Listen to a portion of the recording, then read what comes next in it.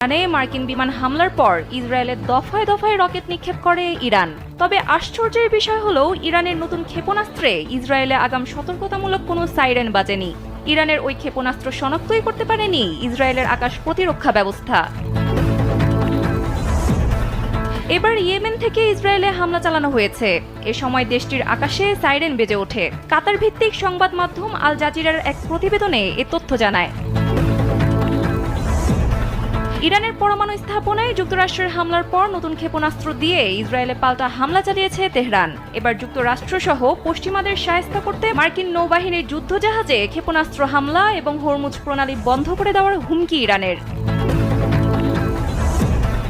ইরানে মার্কিন বিমান হামলা চালানো হবে কিনা সেজন্য 2 সপ্তাহ সময় নিয়েছিল প্রেসিডেন্ট ডোনাল্ড ট্রাম্প। মূলত এটা ছিল একটি কৌশল মাত্র। সময় নেওয়ার 2 দিনের মাথায় নেতানিয়াহুর মিথ্যাচারে সাড়া দিয়ে ইরানের 3টি পারমাণবিক